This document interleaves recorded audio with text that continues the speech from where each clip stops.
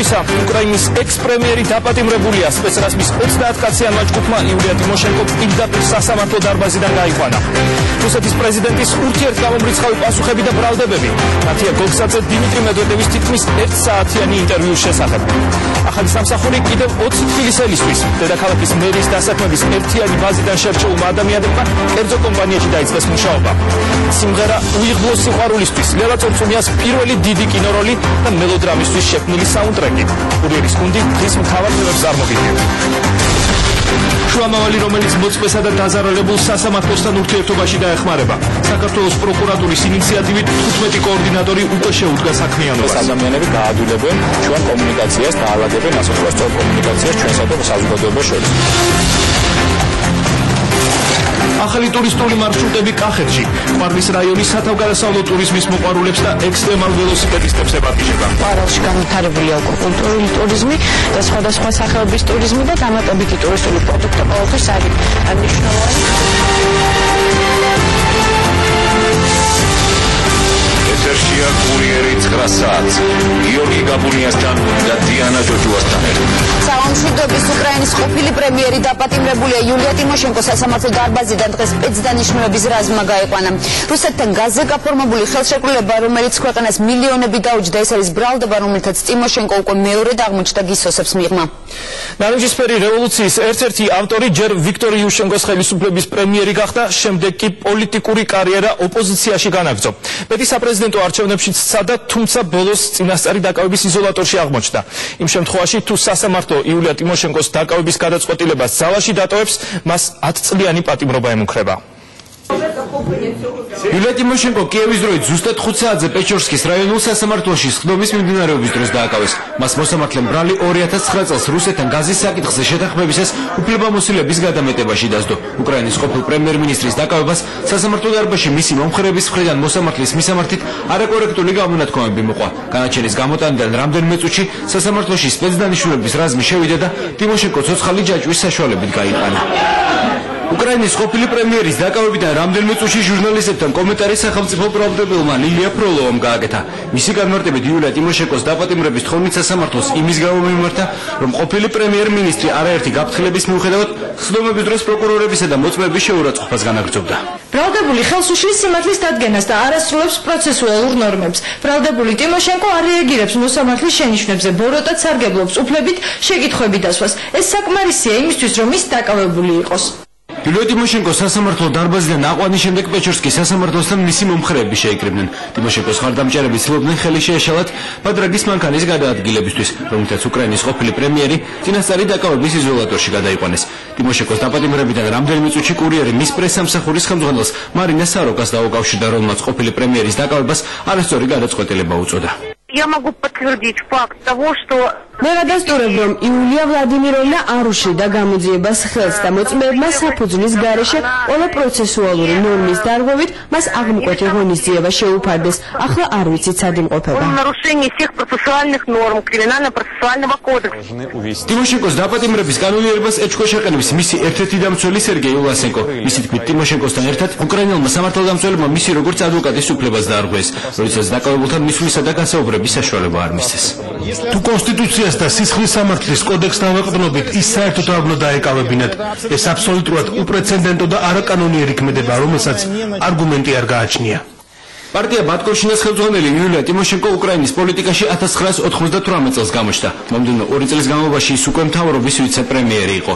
პირველად ბრალი ტიმოშენკოს 2000 წელს დასდეს. უკრაინის გენერალურმა პროკურატურამ ის რუსულ გაზთან დაკავშირებულ კორუფციულ გარიგებებში დაადანაშაულა.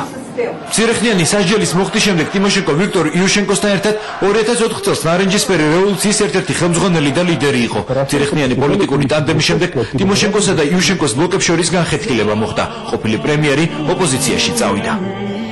უკვე 2010 წელს ტიმოშენკო მონაწილეობა უკრაინის საპრეზიდენტო არჩევნებში მიიღო, მაგრამ მეორე ტურში დამარცხდა. მარცხის მიუხედავად ტიმოშენკო კვლავ აგრძელებდა პოლიტიკურ ბრძოლას მოქმედი პრეზიდენტის ვიქტორ იანუკოვიჩის წინააღმდეგ.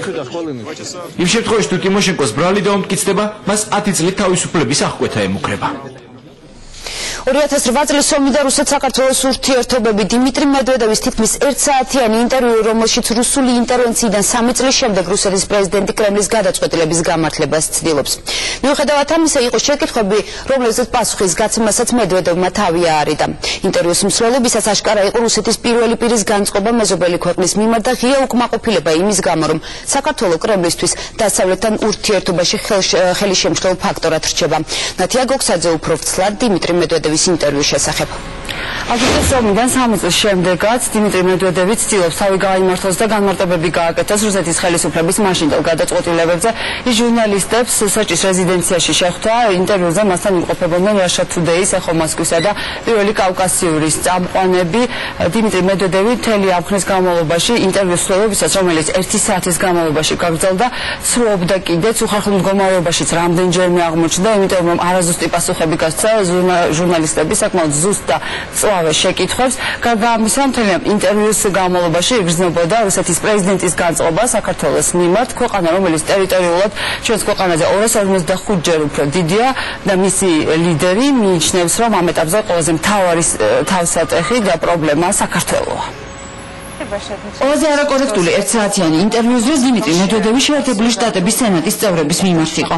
რუსეთის პირველ პირს აშკარად ძალიან არ მოსწონს რეზოლუციაში აფხაზეთისა და სამხრეთ ოსეთის საქართველოს ოკუპირებულ ტერიტორიებად მოხსენება. კონგრესმენების გადაწყვეტილებით გაბრაზებული მედვედევი სენატორებს ასაკს უწუნებს.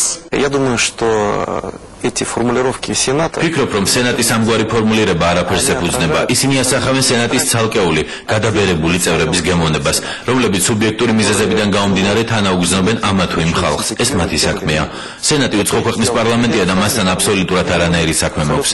მოდით ასე ვთქვათ, ჩემთვის სულ ერთია მათი ფორმულირებები. Мне безразличны их формулировки. Соединенные Штаты специально. ამერიკა საქართველოს სტრატეგიული პარტნიორობა, რომ ოფიციალური მოსკოვისთვის გამაღიზიანებელი თემაა, ამას დიმიტრი მედვედევი ღიად გამოხატავს. 2008 წლის მოვლენების შეფასების დროს, ისევე როგორც მთელი ინტერვიუს განმავლობაში, რუსეთის ლიდერის პასუხები ერთმანეთის წინააღმდეგობრივია. თავდაპირველად ის ამტკიცებს, რომ ოფიციალურმა თბილისმა კონკრეტული გადაწყვეტილებები კონდოლიზა რაისის საქართველოში ვიზიტის შემდეგ მიიღო. თუმცა მას შემდეგ, რაც ჟურნალისტი ჩაეკითხა, მედვედევი განმარტავს, რომ მოსაზრებები ვაშინგტონიდან ანთებული მწვანე შუქის შესახებ ცდარია და იქვე მაინც მიანიშნებს, რომ ერთგვარი გარანტიები საქართველოს სწორედ შეერთებული შტატებიდან ჰქონდა. В Грузии в этот период зачастили, как принято говорить было в советские времена, эмиссары из-за океана. საქართველოში ამ პერიოდში ოკეანის მეორე მხრიდან ჩასვლა მოუხშირეს ემისრებმა, როგორც მათ საბჭოთა პერიოდში უწოდებდნენ. ჩემთვის საკმაოდ აშკარა მომენტი იმ პერიოდში ამერიკის შეერთებული შტატების სახელმწიფო მდივნის კონდოლიზა რაისის ვიზიტი იყო. ამის შემდეგ ჩემი კოლეგა კავშირზე აღარ გამოსულა. შეაჩერა ურთიერთობა, შეწყვიტა მიმოწერა, დარეკვა. როგორც ჩანს, ახალმა გეგმებმა იჩინა თავი და ისინი განახორციელეს. По всей вероятности возникли новые планы, и они были реализованы.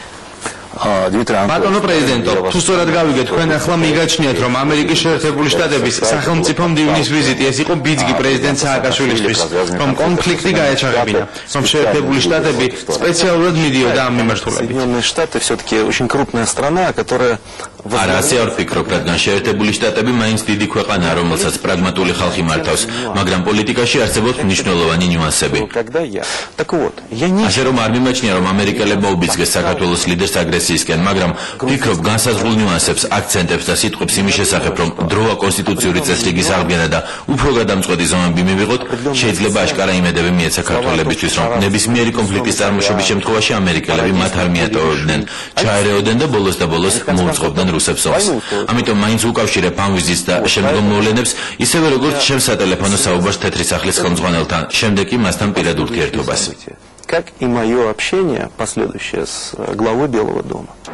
დიმიტრი მედვედევს დღემდე წარედ ახსოვს ჯორჯ ბუშთან მისი პირველი შეხვედრა, როდესაც ის ჯერ კიდევ არ იყო პრეზიდენტი. ამერიკის პირველმა პირმა მომავალ კოლეგას პირდაპირ მიანიშნა, რომ ერთ-ერთი მთავარი უთანხმოების თემა ორი ქვეყნის ურთიერთობაში საქართველო და მისი ლიდერი იქნებოდა. Еще будущее.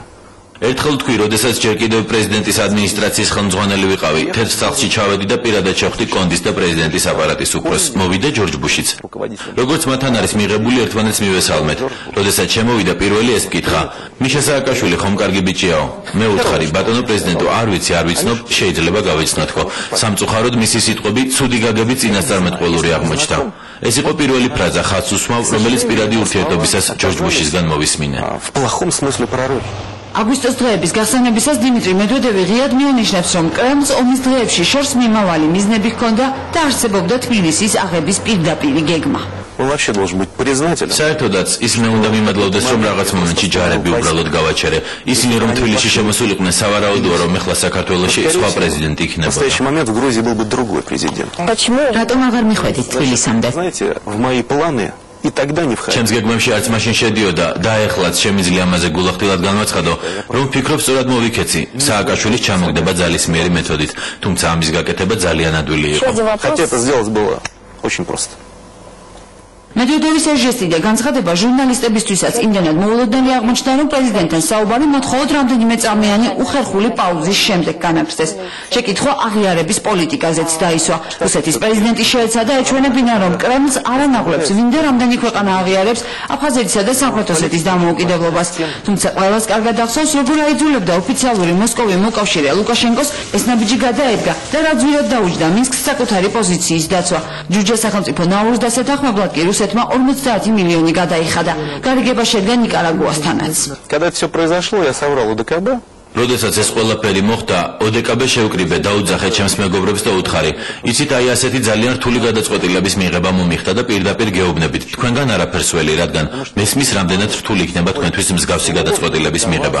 ბევრ თქვენგანს ტერიტორიული პრობლემები აქვს. ყველას გაწუხებთ ეკონომიკური პრობლემებიც, ყველა ვცხოვრობთ საკმაოდ რთულ მსოფლიოში, სადაც ერთმანეთს ვავსებთ, ამიტომ არაფერს მოგიწოდებთ.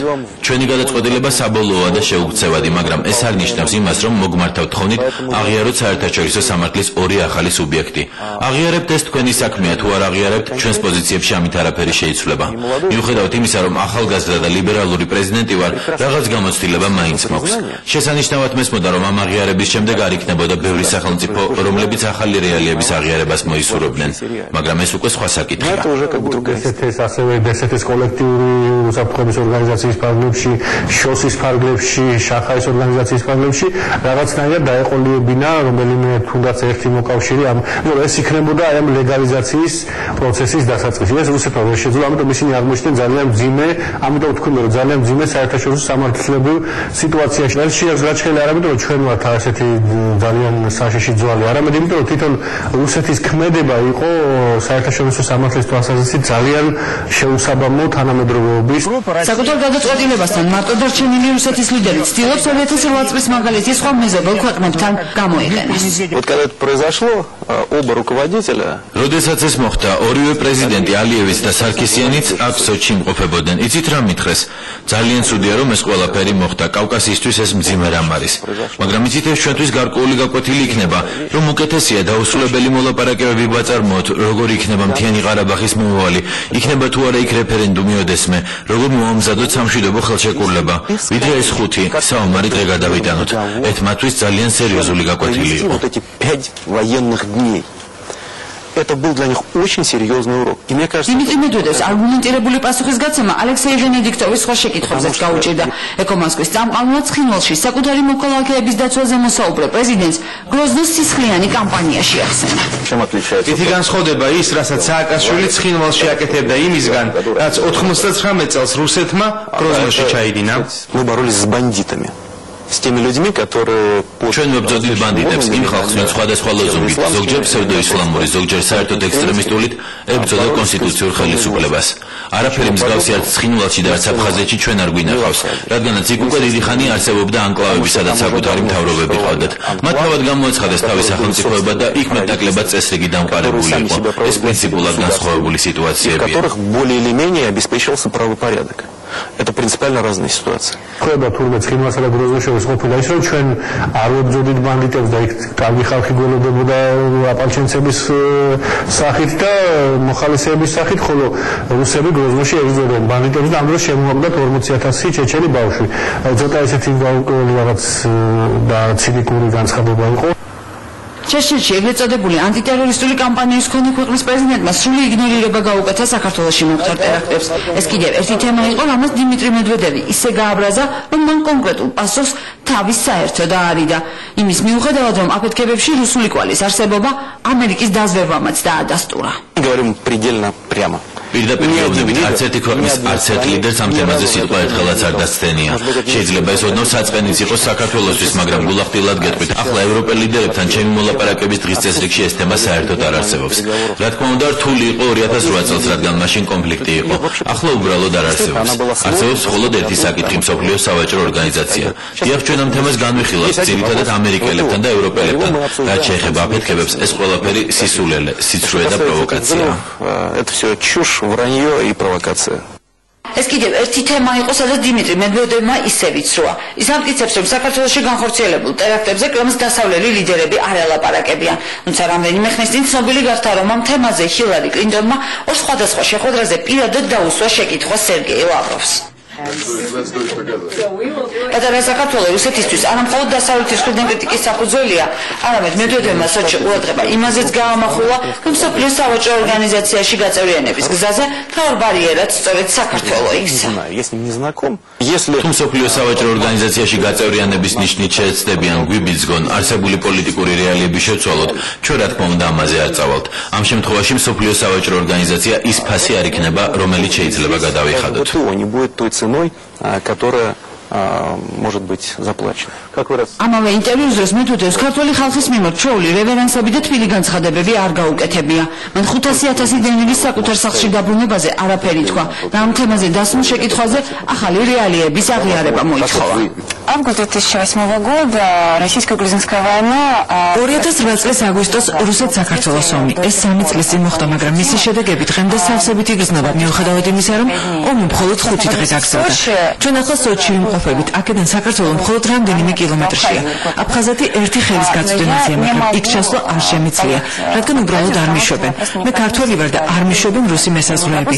ასეთივე მდგომარეობაში აღმოჩნდა 500,000 დევნილი, რომლებსაც სამწუხაროდ არ შეუძლიათ საკუთარ სახლებში მოხვედრა. თქვენ როგორ შეძლებდით ამ ხალხის დახმარებას? Как бы вы, Дмитрий Анатольевич, могли помочь этим людям? Я думаю, что помочь им можно, но для этого нужно ფიქრობ ამ ხალხის დახმარება შეიძლება, მაგრამ სამისად პირველ რიგში საჭიროა ისე გაკეთდეს, რომ საბოლოოდ მშვიდობამ დაისადგუროს. აფხაზы რომ აფხაზებმა, ქართველებმა და ოსებმა შეძლონ ნორმალურ, სრულყოფილ დიალოგში ყოფნა. მხოლოდ მაშინ იქნება შესაძლებელი ყველაზე რთული საკითხების მოგვარება. დევნილების გადაადგილების ფრენის, რადგან ყველა ეს ზედართული თემა იმ კონფლიქტს უკავშირდება, რომელიც სამწუხაროდ ამ პერიოდში 2008 წელს მოხდა. ამიტომ ნორმალური დიპლომატიური სამუშაოები, მოლაპარაკებები და ერთმანეთის მოსმენის შესაძლებლობა საჭიროა ამ პრობლემების მოსაგვარებლად.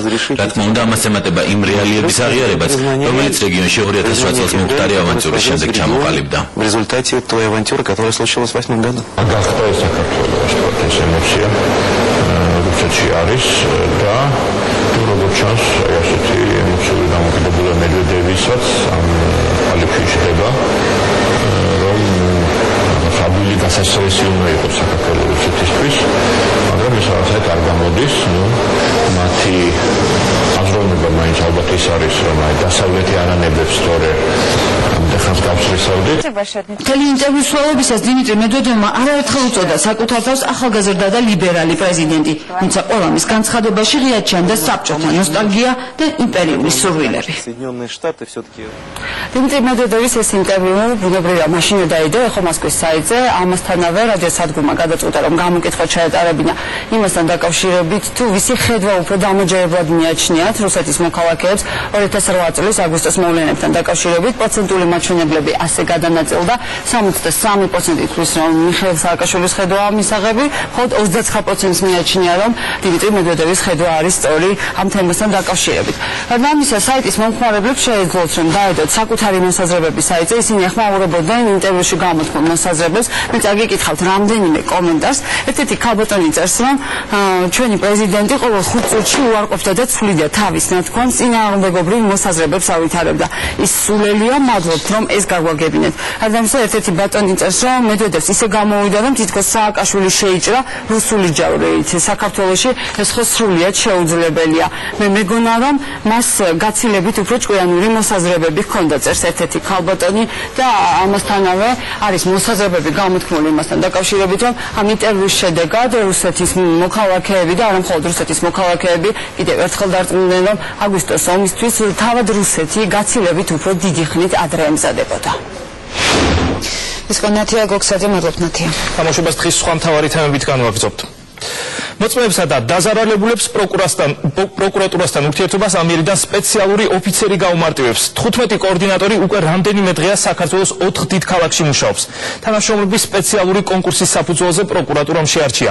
მათი მთავარი მოვალეობა მოწმეებთან, დაზარალებულებთან და სხვა დაინტერესებულ პირებთან უშუალო კონტაქტის დამყარება, რეგულარულად ინფორმირება და ფსიქოლოგიური მხარდაჭერაა.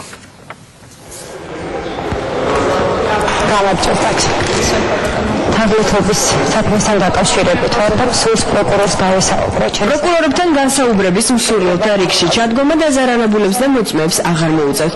საქართველოს პროკურატურის ინიციატივით ახალი პროგრამა ამოქმედდა. ლევაკიაშვილი, მოწმის და დაზარალებულის კოორდინატორი.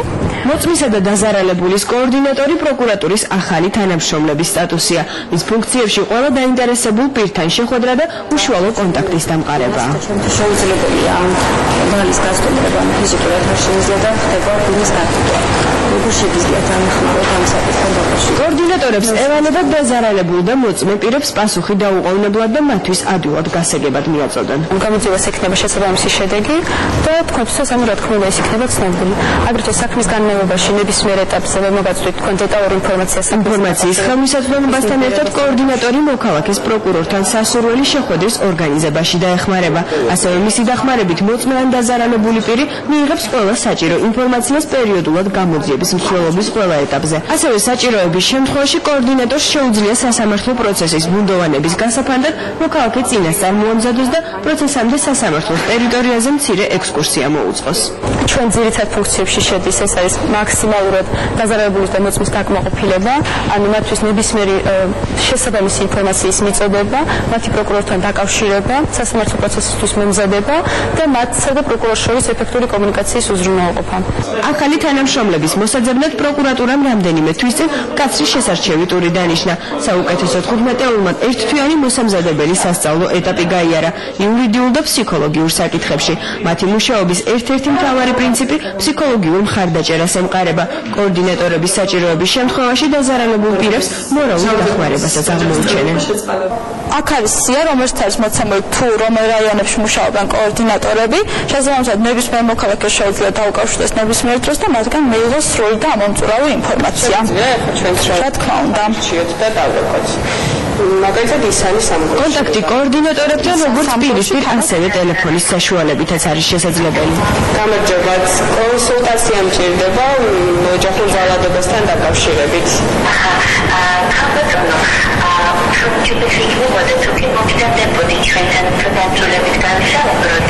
გავეთ საკმაოდ სერიოზული ტრენინგები, საჭიროების შემთხვევაში ვახდენთ ფსიქოლოგიურ ჩარევას მოწმის ან დაზარალებულის პირადი ფსიქოლოგიური მდგომარეობის გათვალისწინებით.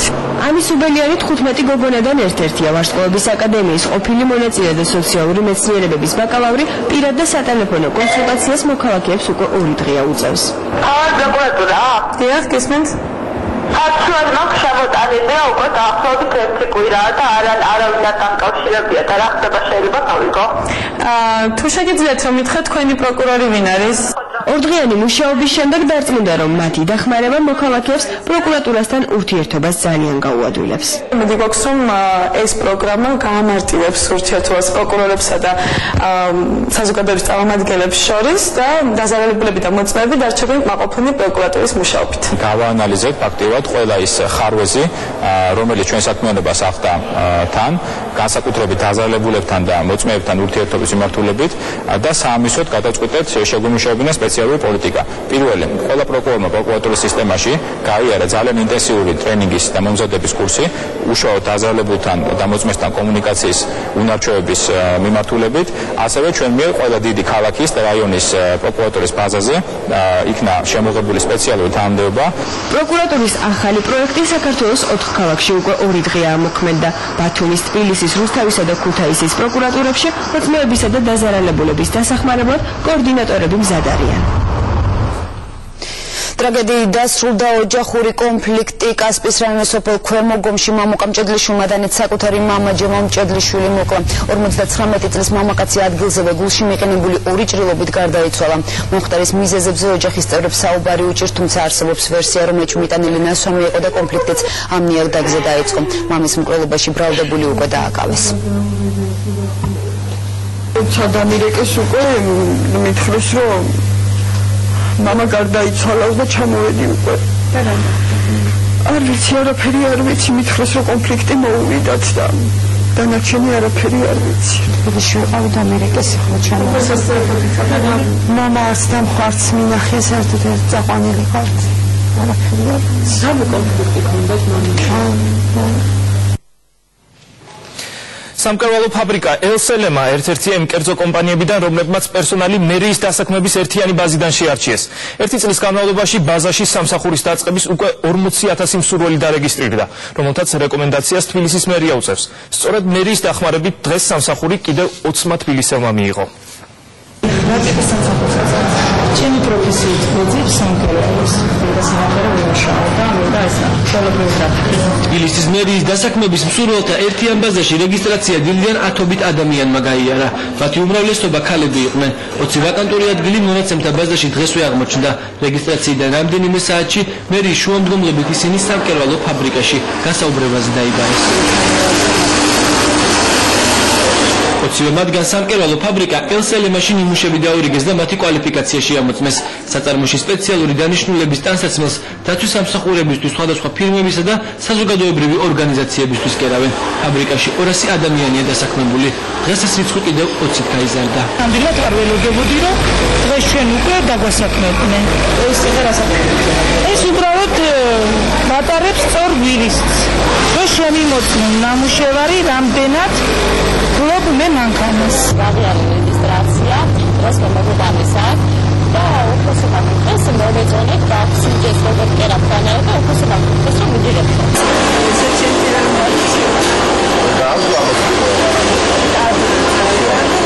დასაქმებულებს დღეს ქალაქის მერი ჩახვდა. იგი უბლავა მათი სამუშაო პირობები დაათვალიერა და ქარხნის მუშაობის სპეციფიკას გაეცნო.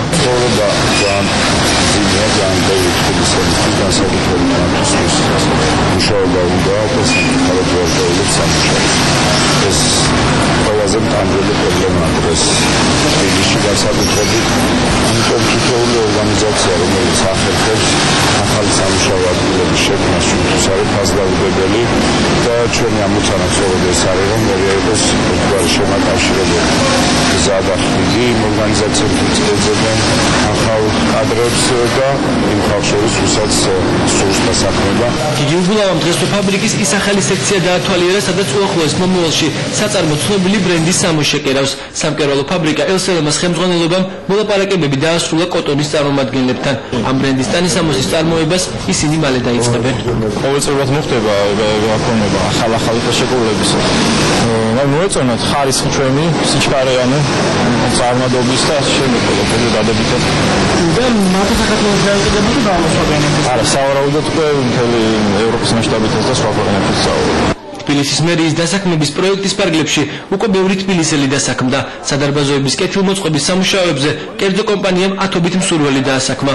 ხოლო სენსორული განათებების დამონტაჟებაზე უკვე რამდენიმე თვეა 150 მოქალაქე სტაბილურად მუშაობს. სექტორიდან ვიგოთ, რომ გაიზრდება სამუშაოები, ვაკანსიები ფიქრობთ, რომ მეტი დაგჭირდება იქნება და მერიის ბაზიდან გვაქვს ინფორმაცია უკვე, რომ რამდენიმე ათეულობით ადამიანს დავასაქმეთ კიდევ ჩვენს ფირმაში სამუშაოდ. დასაქმების მსურველთა ერთიანი ბაზა 1 წლის წინ შეიქმნა. მასში უკვე 40,000 მოქალაქე დარეგისტრირდა. მათ ნაწილს შუამავლობა კერძო კომპანიებთან თბილისის მერიამ გაუწია. მუნიციპალიტეტში ამბობენ, რომ დასაქმებულთა რაოდენობაც უახლოეს მომავალში მნიშვნელოვნად გაიზრდება.